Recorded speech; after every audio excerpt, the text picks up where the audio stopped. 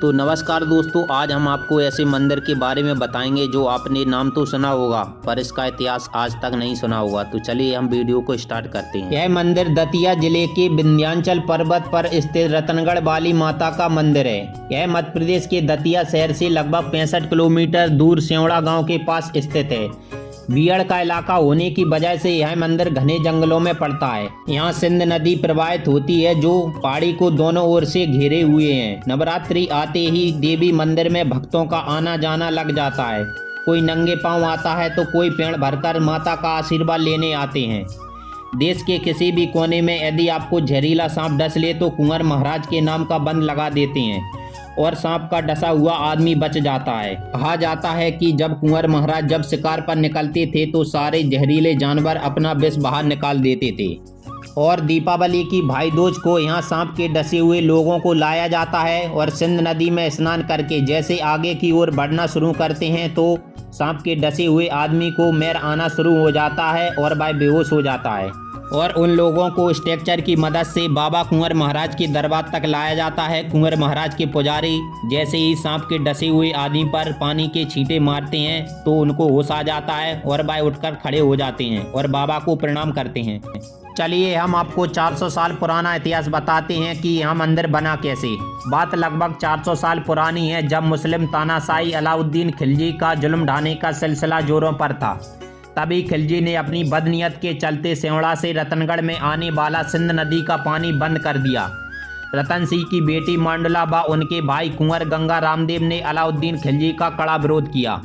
माना जाता है कि रतन सिंह की बेटी मांडला बहुत सुंदर थी और मुस्लिमों की हमेशा बुरी नज़र मांडला पर बनी रहती थी।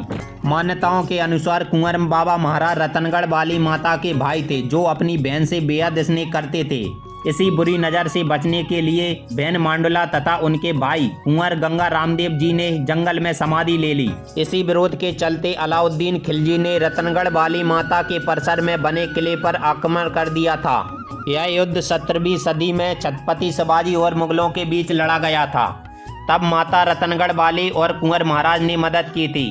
कहा जाता है कि रतनगढ़ वाली माता और कुंवर महाराज ने शिवाजी महाराज के गुरु रामदास जी को देवगढ़ के किले में दर्शन दिए और शिवाजी महाराज को फिर से मुगलों से युद्ध करने को प्रेरित किया। पूरे भारत पर राज करने वाले मुगल शासक की सेना वीर मराठा शिवाजी की सेना से टकराई तो मुगलों को पूरी तरह हार का सामना करना पड़ा और वापस लौट गए और शिवाजी महाराज ने इसी वजह के चलते रतनगढ़ वाली माता मंदिर का निर्माण कराया और यह मंदिर छत्रपति शिवाजी महाराज की मुगलों पर विजय की निशानी है।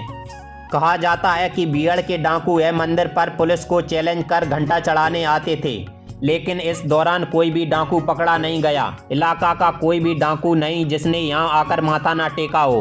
गत वर्ष सितंबर माह में आई सिंध नदी में बाढ़ के चलते सिंध नदी पर बना पुल बह गया था और भक्तों को आने जाने में बहुत ही कठिनाइयों का सामना करना पड़ा। मन्नत पूरी होने पर श्रद्धालुओं द्वारा प्रतिवर्ष सैकड़े घंटे को मां के दरबार में चढ़ाया जाता है और मंदिर में एकत्र हुए घंटे को गलाकर एक विशाल बड़ा घंटा बनाया गया।